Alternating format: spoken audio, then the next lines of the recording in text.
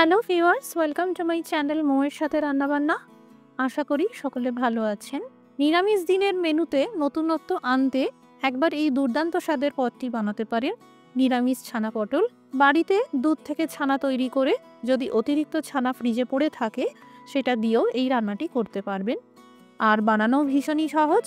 রেসিপিটি ভালো লাগলে লাইক করে দেওয়ার জন্য অনুরোধ রইল। চ্যানেলে প্রথমবার এসে থাকলে সাবস্ক্রাইব করে নিয়ে বেল নোটিফিকেশনটা অবশ্যই অন করে নেবেন। এখানে সামান্য করে খোসা রেখে পটলগুলো কেটে নিয়েছি। আপনারা যদি পটলের খোসা রাখতে চান তাহলে চেঁচে নিতে পারেন। এই দেখুন, আমি এইভাবে পটলের খোসাগুলোকে অল্প অল্প করে ছাড়িয়ে নেওয়ার পর দুই দিকটা কেটে নিলাম আর আধখানা করে দিলাম। এবার কড়াইতে তেল গরম করে নেব।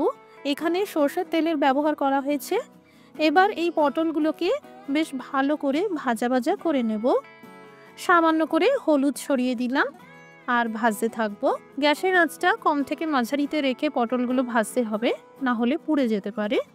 যতক্ষণে পটল ভাজাটা হচ্ছে, এইদিকে একটা মিক্সার জারে দিয়ে দিলাম 1 ইঞ্চি সাইজের আদার কয়েকটা টুকরো, দুটো শুকনো আস্ত লঙ্কা আধখানা করে দিয়ে দিলাম, গোটা গরম মশলা দিয়ে দিলাম, এতে আছে লবঙ্গ, দারচিনি আর এলাচ। এবার দুটো বড় সাইজের টমেটোকে ডুমো করে কেটে দিয়ে দিলাম, কয়েকটা কাজু বাদাম দিয়ে দিলাম। এতে একটা দুর্দান্ত স্বাদ আসে, তবে এর পরিবর্তে আপনারা কাঁচা চিনেবাদাম, পোস্ত, মগজদানা বা সাদা তিল যে কোনো একটা দিতে পারেন। সামান্য জল দিয়ে পেস্ট করে নেব। খুব মিহি করে পেস্ট করতে হবে যাতে আদা বা টমেটোর কোনো রকম গুটলি না থাকে। এই দেখুন, পেস্ট একদম তৈরি হয়ে গেছে।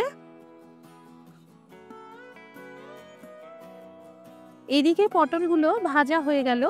এবার একটি পাত্রে তুলে নিলাম।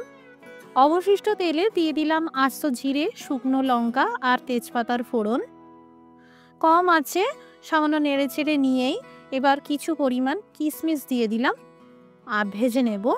এই কিশমিশ অপশনাল, তবে এই মিষ্টি মিষ্টি কিশমিশ ছানা পটলের সাথে খেতে অপূর্ব লাগে, একবার দিয়ে দেখতে পারেন। এবার এই পেস্টটা ঢেলে দিলাম। মিক্সার জারের ধোয়া জলটাও দিয়ে দিলাম, আবারও ভেজে নিতে থাকবো। এই সময় গ্যাসের আঁচটা কম থেকে মাঝারিতে করে রাখতে হবে।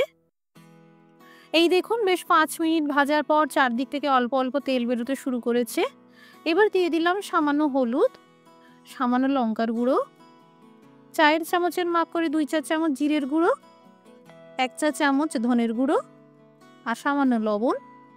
মশলা কষাতে গিয়ে দেখলাম সামান্য শুকনো হয়ে গেছে, তাই সামান্য করে জল দিয়ে আবারও ভালো করে ভাজতে থাকবো।